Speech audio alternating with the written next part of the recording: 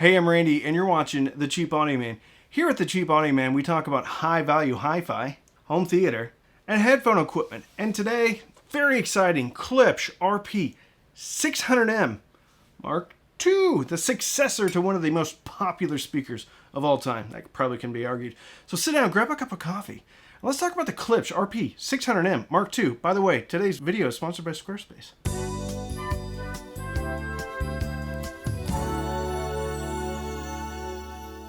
The RP600M Mark II, man, popular speaker. This is the RP500M. At one point, I did own the RP600M at the beginning of the channel. I ended up selling that speaker to purchase the SVS Prime bookshelves. But then I went out and bought the RP500M. So I was very excited to be able to get the RP600M Mark IIs in. Retail price, $750.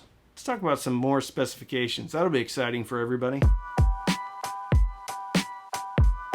Tweeter. It's a 1-inch titanium dome, a linear travel suspension tweeter in a Tractrix horn. If you watched any of the other videos about the Klipsch RP600M Mark II, you'll notice that this horn is a little bit larger than the previous generation. It goes almost edge to edge. I know this is not an apples to apples comparison, but if you look at the RP500M, you'll notice that the horn does not take up the entirety or most of the entirety of the baffle like the new one does. That's a differentiator.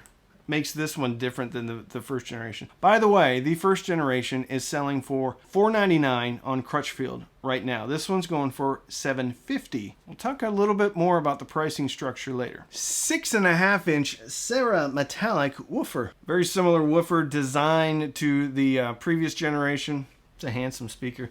Klipsch always has had a really cool color scheme, right? It's just, you know when you're looking at a Klipsch. You ever wanted to start a website? I know I have. I've started multiple websites. All have been wildly unpopular.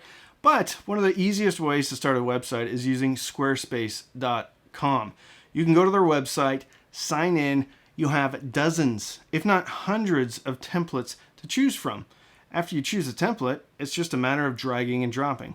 Whether or not you want to do photography, videography, if you want to sell something, have an online store, have a blog, have an online magazine, it doesn't matter. They have you covered with Squarespace. They have a ton of resources too, a ton of their own videos. So if you don't know what to do, you just go into their support area and you just watch a bunch of videos. And guess what? In no time at all, you can have your own website going. E-commerce, analytics, so you can see where people are visiting your website from. Germany, United States, Canada, Mexico. Well, you don't have to guess anymore. I can't say enough good things about Squarespace because I have used it personally for multiple projects.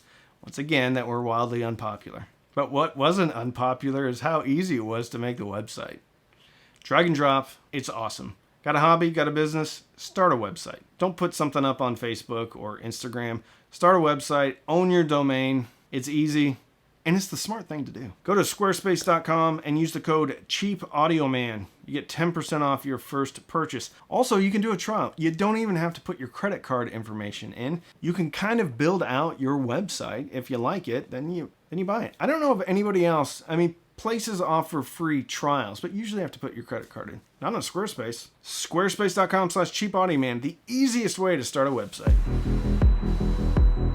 Frequency response. Rated down to 44 Hertz up to 25,000 Hertz. Nominal impedance, 8 ohms. Sensitivity, 94 dB. So this is important about this speaker.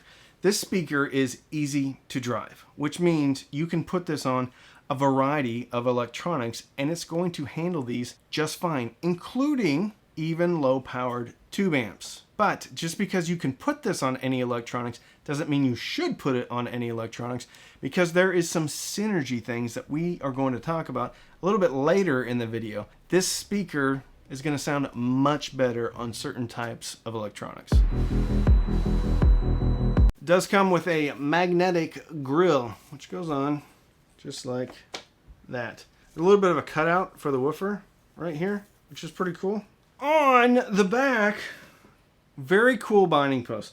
Not only are the binding posts changed from the previous generation, they're a heck of a lot better. So these are actually metal, where on the previous generation, right here, very plasticky, very reminiscent of a much lower tier speaker. Does it matter? Probably not. It sure feels a lot more quality on the back. Just a way better binding post area. There's a very nice face plate right here. It has the model number and everything else. Much higher quality, or much feels like a much higher quality than the previous generation. And then instead of having jumpers for bi-amp and bi-wiring, there are these very nice wires here. Let me show you one. So this right here, got a little heat shrink on there, some spade connectors, hex connections right here. Just much better than the previous generation. Much better, in my opinion. Just feels a lot better quality. Okay, the horn here. The rear horn sits flush with the speaker. And if you look at the RP500M, you can see that it actually extends beyond the rear of the speaker a little bit. So it sets out. As far as the finish goes, pretty much, if not exactly, identical to the previous color scheme right here. It's like a silver and black. They call the color ebony. Also comes in walnut. One of the differences, though, is on the back. This one is just black. I guess a vinyl covering. Whereas the RP500M, the back of the speaker is the same as the side of the speaker.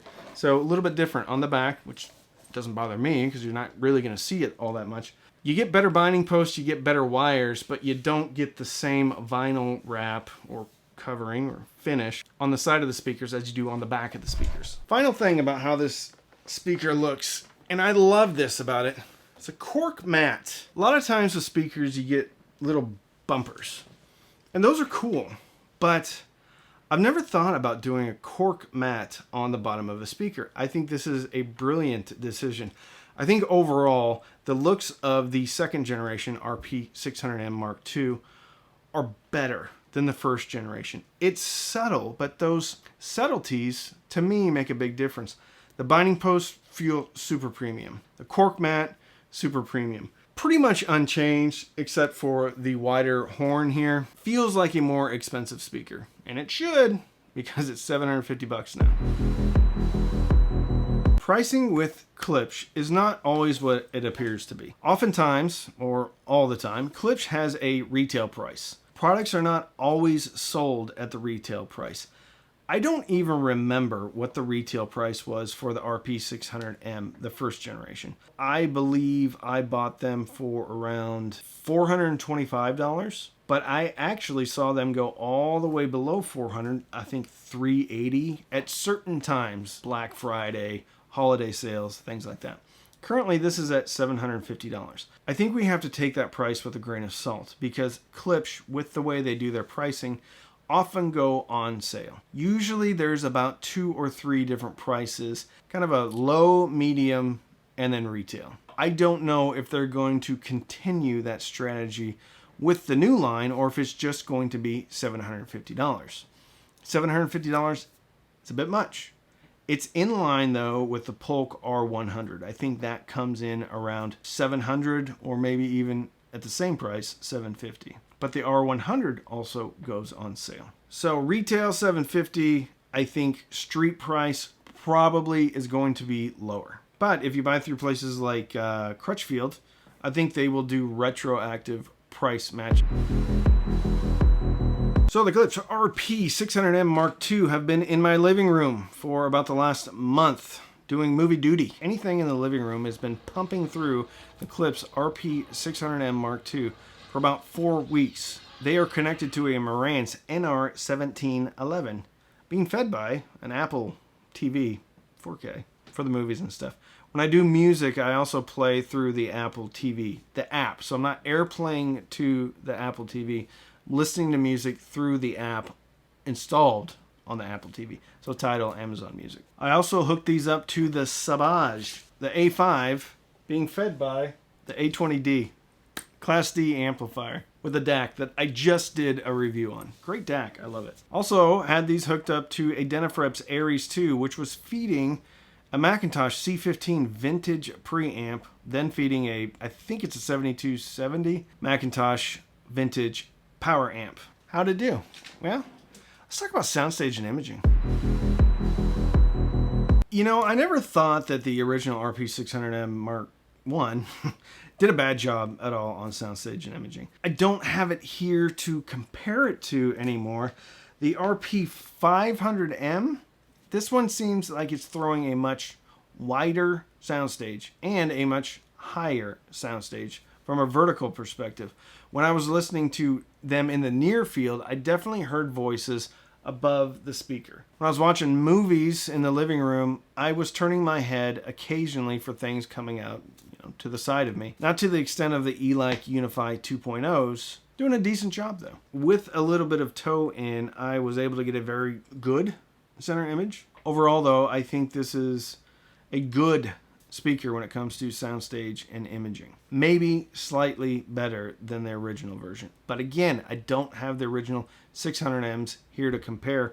Only have the 500Ms. Chocolate chip trip, seamless, horizontal travel, a little bit of height. Every once in a while when there's a big cymbal hit, kind of would jump back and forth. But actually, I didn't really find that distracting. If anything, it was a bit more immersive. So I've got no complaints here. You can get these really dialed in if you start to mess with their placement and their toe in. The good news is, though, out of the box, they do a good, if not great, job of soundstage and imaging. Let's talk about bass. I think this speaker played well with the type of music I like, which is probably pedestrian to many of you, but it is grunge music from the 90s. Metal, Metallica, Korn, Rob Zombie. That's right, I like Rob Zombie. I like White Zombie. Like most of the zombies. I like Mumford & Sons. I'm making no apologies about the type of music I like. I like Hozier. Hozier. I like Cinderella. Yeah. And guess what? This speaker played well with all of those genres. With jazz, I listened to Nina Simone. I also listened to Miles Davis, Kind of Blue. The bass line clarity, not as good as some other speakers. The ones that jump to mind are the Buchard S400 Mark II. It shouldn't be. That speaker's 3 times as much. I think for speakers in this price range, though, the ELAC Debut Reference does a better job of bass clarity. Overall, though, I think the RP600M Mark II is better than the RP600M when it comes to bass amount. This is purely from memory. The RP600M, the first gen, and the RP500M, I thought the 500M was actually more balanced with the bass. 600M Mark II, I feel like we're getting a little bit more bass punch. The bass quality could be argued. However, if you are into metal, rock and roll, I don't think you're gonna miss anything. These also did a very good job with movies. Very dynamic speaker. So for explosions, it's not just all going to the subwoofer. This speaker is handling a lot. No problem with the bass. Some people may take exception to it. The Tractrix horn does a pretty good job of dispersing the energy that's firing out of the back of the speaker. So you can get these closer to a wall even though they're rear ported. Depending upon the room though, that could start covering up mid-range detail and even top-end detail. This should come as no surprise. I think Klipsch has definitely got a house sound. That house sound is a bit forward in the upper mid-range. Female vocals are put on display. The lower part of the treble is also put on display. There's a lot of emphasis on the upper mid-range into the treble. A lot of people are going to love that. I love that. That type of sound signature can lead to a little bit of listening fatigue sometimes. Here's the interesting part though. I didn't get as fatigued with these as I did the first generation. So I think there's something different that's going on. I think there's a bit of a different frequency response in the upper mid-range. It's still the Klipsch sound. I just don't think it's as intense as the previous generation. And I like that, which means I can listen to the speaker longer than I could with the first generation. It still can be a bit, but for the most part, I was really enjoying the mid-range. Mumford & Sons, There Will Be Time, sounded particularly enjoyable. Wharfedale, ELAC 2.0, ELAC Debut Reference, ELAC Unify Reference. There's a little bit more heft and depth to male vocals. I'm not saying they're thin here, it's a different presentation. Shoot to Thrill by AC/DC. My oh my, was that enjoyable. So much gravel, so much grunt, so much detail that I sometimes don't hear on speakers that have a warmer presentation. Female vocals I thought were fantastic. Lena Hall, her cover of Creep was brilliant. A different presentation. You can tell when you're listening to the 600M Mark II that this is a different speaker, unapologetically so. I don't think the speaker is trying to adhere to any type of preconceived notions of what a frequency response should be. And for that, I think it's pretty awesome. Mid-range here is definitively Klipsch. It's not as aggressive as some Klipsch speakers have been in the past. Let's talk about treble. Treble is definitely emphasized. I don't know how exactly accurate it is. Centerman at the beginning, 16th notes, they sounded a little bit tilted to the top end, not as much body in the actual impact of the stick on the hi-hat. But it's still enjoyable. I kind of equate this treble to something along the lines of the Emotiva series, B1+, T1+. It's very enjoyable. I don't think it's the most accurate thing on the planet, but who cares? It's your music. You can listen to it however you want to. There's definitely an emphasis on the treble. You are not going to be missing any type of detail, or you're not going to be like, I wish I could hear this more clearly. Harvester of Sorrow, almost a bit too much on certain amps. This speaker likes rock and roll. This speaker likes metal. I had a good time, great time, listening to this speaker. Final thoughts. I think it's better than the Klipsch RP600M. From memory, I don't have it here to make a direct comparison. I can only compare it to the RP500M, but I think the 500M and the 600M have a bit of a different sound signature. What I can say from memory is I believe I listened to these longer than the 600M Mark IIs. Levels between 70 to 80 dB, I didn't particularly feel any type of listening fatigue. If you like to listen at louder volumes, bear in mind you could get some listening fatigue on these. The funny thing about Klipsch speakers, I will take them down and put them up on my shelf. I'll play something else, and I'll bring the Klipsch 500Ms back, because that's the speaker that I own. And I'm always amazed at just how fun and how good they sound. I always enjoy them. And for that reason, if you can, I always think that somebody should have a good Klipsch speaker in-house if you're into having multiple speakers in the house. Because it is such a refreshing change of pace to put up the Klipsch after you've been listening to something else. It can be a bit intense. Intensity, I think, leads into pairing. System pairing with these, I think, is going to be very important.